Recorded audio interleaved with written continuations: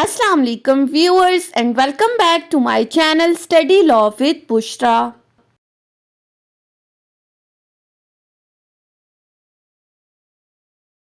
So we were discussing leading constitutional cases that are included in Lawgate syllabus, and in today's video we are going to discuss another case law, that is Zafar Ali Shah versus Parvez Musharraf. But before starting the discussion, I request you all to please subscribe to my channel and don't forget to press the bell icon for latest updates. Do share this video with your friends and don't forget to comment your feedback. So let's move towards the discussion. This case was reported as PLD 2000 Supreme Court, page 869. Zafar Ali Shah versus Parvez Musharraf का जो case है वो basically relate कर रहा है परवेज़ मुशर्रफ के martial law के साथ। जो परवेज़ मुशर्रफ ने 1999 में मुल्क में मार्शल लॉ लगाया था, इस केस में उनके उस मार्शल लॉ को चैलेंज किया गया है। अब चैलेंज किसने किया था? ज़फ़र अली शाह और बहुत सारे और लोग थे जिन्होंने सुप्रीम कोर्ट के अंदर पिटीशंस फाइल की थी। Zafar Ali Shah was the member of national assembly eight that time. उस वक्त मुल्क के जो प्राइम मिनिस्टर थे वो नवाज शरीफ थे और Parvez Musharraf was the chief of army staff at that time. अब केस को डिस्कस करने से पहले हम थोड़ा सा बैकग्राउंड देख लेते हैं ताकि हमें इस केस की इजीली समझ में आ जाए। अब बैकग्राउंड को अगर हम डिस्कस करें तो स्टार्ट कुछ इस तरह से होता है कि कारगिल वॉर के बाद there was an element of mistrust between prime minister and Parvez Musharraf. दोनों के दरमियान बदएतमादी की एक फ़िज़ा कायम हो गई थी। दोनों के हालात, दोनों के ताल्लुकात इतने कशीदा हो गए थे, दोनों एक दूसरे पर भरोसा नहीं करते थे और नवाज शरीफ जो कि उस वक्त मुल्क के प्राइम मिनिस्टर थे, वो chief of army staff Parvez Musharraf को उनके ओहदे से हटाना चाहते थे। उनका मकसद ये था कि परवेज़ मुशर्रफ को उनके ऑफिस से डिसमिस कर दिया जाए। अब बहुत सारे लोगों ने उन्हें रोका भी कि आप ऐसा ना करें, लेकिन नवाज शरीफ ने क्या किया?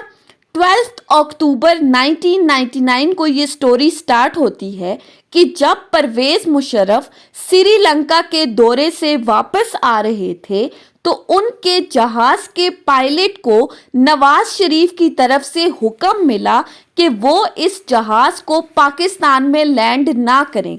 यानी कि पहली जो अटेम्प्ट थी वो नवाज शरीफ की तरफ से की गई थी, उनके जहाज को रोका गया था और साथ ही पायलट को ये कहा गया कि परवेज़ मुशर्रफ अब चीफ ऑफ आर्मी स्टाफ नहीं है, उनके ओहदे से उनको हटा दिया गया है। और साथ ही साथ उसी दिन यानी कि 12 अक्टूबर 1999 को जनरल ज़ियाउद्दीन को नए chief of army staff appointment उनकी कर दी गई और ये चीज़ उस जहाज के पायलट को भी बता दी।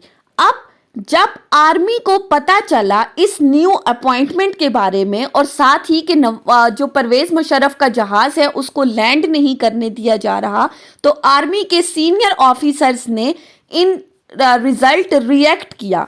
आर्मी रिएक्ट करती है और वो जनरल ज़ियाउद्दीन के ऑर्डर्स को मानने से इनकार कर देती है, उनको अपना chief of army staff consider नहीं करती। सबसे पहले आर्मी क्या करती है? सबसे पहले तो वो परवेज़ मुशर्रफ के जहाज़ को लैंड करवाती है और उसी दिन आर्मी की तरफ से पूरी कंट्री में टेक ओवर कर दिया जाता है। अब सारा निज़ाम आर्मी चलाएगी। अब ये सारी सिचुएशन 12 अक्टूबर को हो गई। नेक्स्ट डे 13 अक्टूबर 1999 को जनरल परवेज़ मुशर्रफ की जानिब से एक खिताब किया जाता है। वो एक स्पीच करते हैं जिसके अंदर वो अपने तमाम हालातों वाक़यात बताते हैं कि 12 अक्टूबर को उनके साथ क्या क्या हुआ था। उनके जहाज़ को लैंडिंग से रोका गया था और उन्होंने साथ ही ये कहा कि जहाज़ में फ्यूल कम था, बहुत सारे और पैसेंजर्स भी उनके साथ थे और फिर उन्होंने कहा कि सिविलियन हुकूमत जो है वो ख़त्म हो गई है, मुल्क के अंदर मार्शल मार्शल लॉ इम्पोज कर दिया गया है। मुल्क के हालात इतने कशीदा हैं, कंट्री की इकोनॉमी इतनी बदतर हो चुकी है, सिविलियन हुकूमत के पास अब इतना जो उनका स्टैंडर्ड है वो इस काबिल नहीं है कि वो मुल्क को चला सके। लिहाजा उन्होंने कहा कि मैं मुल्क के अंदर इस करप्ट हुकूमत को ख़त्म करूँगा, और बहुत सारी और बातें भी की। लेकिन ये जितने भी काम उन्होंने अपनी स्पीच में डिस्कस किए, इससे मुतालिक उन्होंने कोई टाइम फ्रेम नहीं दिया, कोई अंदाज़न ये नहीं बताया कि वो कितने अरसे के अंदर मुल्की हालात को बेहतर बनाएंगे, वो इस करप्ट हुकूमत को ख़त्म करेंगे, वो मुल्क की इकोनॉमी को बेहतर बनाएंगे। अब ये तमाम चीज़ें हो गई 13 अक्टूबर को। 13 अक्टूबर के बाद 14 अक्टूबर 1999 को जनरल परवेज़ मुशर्रफ की तरफ से एक ऑर्डर जारी किया जाता है जिसका नाम है प्रोक्लेमेशन ऑफ इमरजेंसी ऑर्डर।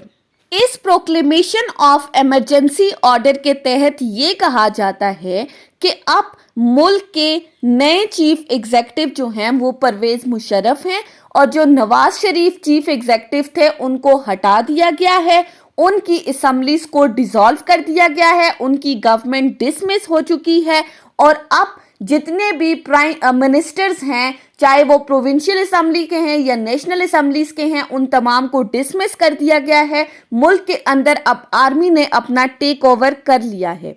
और अब ये तमाम चीज़ें तो हो गई। इसी दिन 14 अक्टूबर को एक और ऑर्डर जारी किया जाता है जनरल परवेज़ मुशर्रफ की जानिब से, जिसको कहा जाता है पीसीओ, प्रोविजनल कॉन्स्टिट्यूशनल ऑर्डर, जिसके तहत ये कहा जाता है कि 1973 का जो कॉन्स्टिट्यूशन है, जो कंट्री का कॉन्स्टिट्यूशन है, जो मुल्क का आइन है, उसको होल्ड इन अबेंस कर लिया है। यानी कि सिंपल वर्ड्स में अगर हम कहें तो कॉन्स्टिट्यूशन को सस्पेंड कर दिया गया है। दैट मीन्स कि कॉन्स्टिट्यूशन सस्पेंड हो गया तो जितने भी फंडामेंटल राइट्स हैं उस कॉन्स्टिट्यूशन के अंदर वो तमाम सस्पेंड हो चुकी हैं।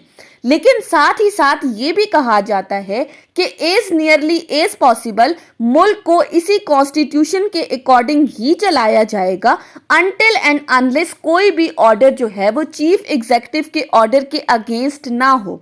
यानी कि इसमें कहा गया कि सारे के सारे इख्तियारात अब chief executive general Parvez Musharraf के पास हैं।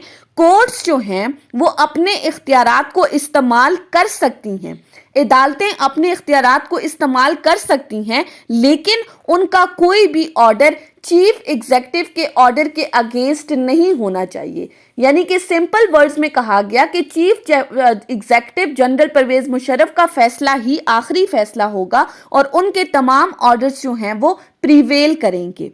अब इसी दिन 14 अक्टूबर 1999 को जनरल परवेज़ मुशर्रफ की जानिब से एक और ऑर्डर इशू किया जाता है जिसका नाम है ओथ ऑफ जजेस ऑर्डर 1999। अब इस ओथ ऑफ जजेस ऑर्डर के अकॉर्डिंग ये कहा जाता है कि जितने भी न्यूली अपॉइंटेड जजेस हैं, जितने भी नए जजेस हैं, वो तमाम इस पीसीओ के तहत हलफ उठाएंगे अपने ओहदे का। अब 1999 का ये ओथ ऑफ जजेस ऑर्डर न्यूली अपॉइंटेड जजेस के लिए था, लेकिन 2000 में एक और ऑर्डर आता है ओथ ऑफ जजेस ऑर्डर 2000, जिसके तहत ये कहा जाता है कि ना सिर्फ न्यूली अपॉइंटेड जजेस बल्कि जो पहले से मौजूद जजेस हैं, जो एग्जिस्टिंग जजेस हैं, वो तमाम भी इसी पीसीओ के तहत हलफ उठाएंगे। यानी कि पहला ऑर्डर कह रहा था कि न्यूली अपॉइंटेड जजेस, ये ऑर्डर कह रहा है कि एग्जिस्टिंग जजेस भी पीसीओ के तहत हलफ उठाएंगे और ये तमाम जजेस पीसीओ और परवेज़ मुशर्रफ के लगाए हुए मार्शल लॉ को डिफेंड करेंगे। अब ये तमाम स्टोरी तो हो जाती है। अब ये जितनी भी स्टोरी थी, all this was challenged by Zafar Ali Shah, who was the member of parliament at that time in the Supreme Court of Pakistan by filing a petition under Article 184 subclause 3। Zafar Ali Shah और बहुत सारे और लोगों ने भी मिलकर petitions file की थी, जिन तमाम पिटीशंस को कंसोलिडेट करके एक सिंगल जजमेंट दी गई थी। अब वो जजमेंट क्या है हम उसको डिस्कस करेंगे। So basically eight that time जब पिटीशन फाइल हुई सुप्रीम कोर्ट के सामने, तो सुप्रीम कोर्ट के पास दो इश्यूज थे जिसको उन्होंने डिसाइड करना था। سب سے پہلا ایشو جو کوسچن جو ریز کیا گیا تھا وہ یہ تھا کہ آیا اس پی سی او جاری ہونے کے بعد جو سپریم کورٹ کی پاور ہیں جوڈیشل ریویو کی، کیا ان کی اس پاور کو ریسٹرکٹ کر دیا ہے، اس پاور کے اوپر کوئی قدغن لگا دیا گیا ہے، کوئی ریسٹرکشنز لگا دی گئی ہیں؟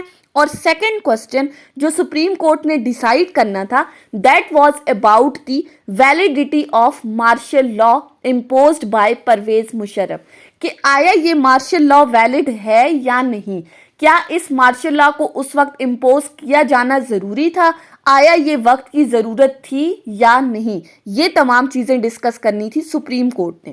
سو پہلا کوسچن جو تھا سپریم کورٹ کی پاور آف جوڈیشل ریویو کے اوپر، اس پر سپریم کورٹ نے یہ کہا کہ یہ جو جوڈیشل ریویو کی پاور ہے یہ انہیرنٹ پاورز ہیں، کوئی بھی قانون یہ پاورز پرووائیڈ نہیں کر رہا بلکہ قانون صرف ان پاورز کو ریکگنائز کرتا ہے، اور کوئی بھی قانون سپریم کورٹ کی ان انہیرنٹ پاورز کو ریسٹرکٹ نہیں کر سکتی، یہ پاورز ہمیشہ سے سپریم کورٹ کے پاس ہیں اور ہمیشہ سے رہیں گی، یعنی کہ سپریم کورٹ کی وہ پاور کہ وہ کسی بھی قانون کو ریویو کر سکتی تھی ان کو کوئی بھی ریسٹرکٹ نہیں کر سکتا۔ سو پہلا کوسچن ڈیسائیڈ ہو گیا۔ اب یہ جو سپریم کورٹ کے سامنے پیٹیشن فائل ہوئی تھی that was heard by an 11 member bench which was led by chief justice Irshad Hasan Khan.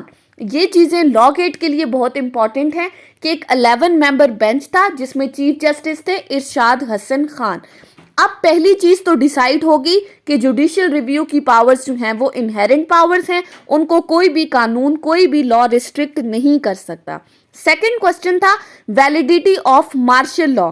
اب اس چیز کو ڈسکس کرنا تھا کہ آیا یہ وقت کی ضرورت تھی یا نہیں، تو اس میں یہ کہا گیا کہ 1977 میں جو جنرل ضیاء الحق کی طرف سے مارشل لا لگایا گیا تھا وہ تو وقت کی ضرورت تھی، کیونکہ اس وقت کنٹری میں کیوس کی سچویشن تھی، ملکی حالات اتنے خراب تھے، لیکن اب تو ملک میں ایسے کوئی بھی حالات نہیں تھے بلکہ یہ صرف اور صرف کلیش تھا between prime minister and chief of army staff general Parvez Musharraf.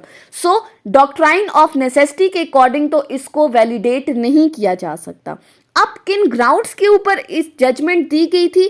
سب سے پہلے کہا گیا کہ پرائم منسٹر آفس کی جانب سے کرپشن کی جا رہی ہے، جتنے بھی ممبرز آف نیشنل اسمبلی ہیں، پروونشل اسمبلیز ہیں، وہ کرپشن کر رہے ہیں، ملکی معیشت خراب ہو چکی ہے، اکانومی اتنی لو سٹینڈرڈ پر آ چکی ہے کہ اس کرپشن کی وجہ سے ملکی حالات کو بہتر بنانے کے لیے، ملکی معیشت کو مستحکم کرنے کے لیے یہ سٹیپ لینا ضروری تھا، کیونکہ آرٹیکل 58(2)B کی پاورز بھی اب نہیں رہی۔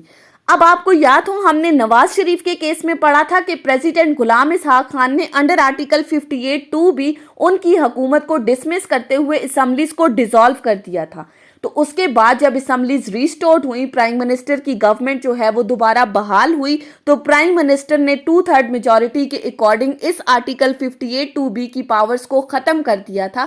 سو 13 امینڈمنٹ کے اکارڈنگ یہ 58(2)B کی پاور ختم ہو چکی تھی۔ اب کوئی بھی پریزیڈنٹ اپنی ڈسکریشنری پاورز کو یوز کرتے ہوئے کسی بھی پرائم منسٹر کو اس کے آفس سے ڈسمس نہیں کر سکتا۔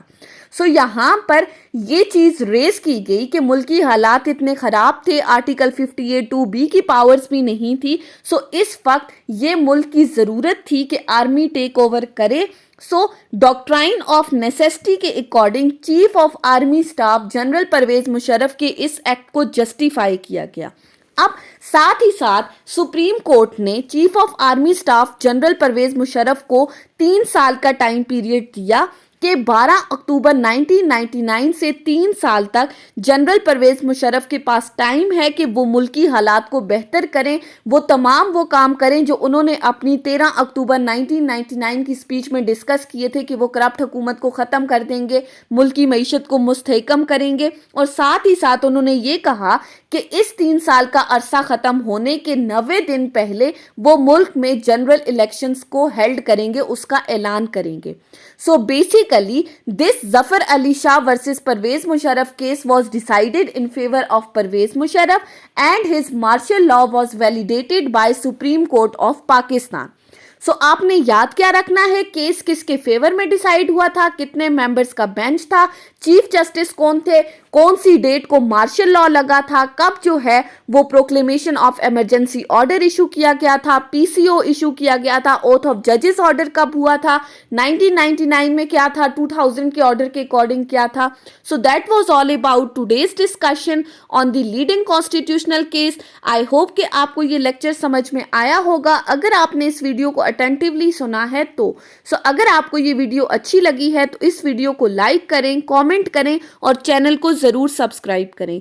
Thank you so much for watching this video. Till then, अल्लाह हाफिज.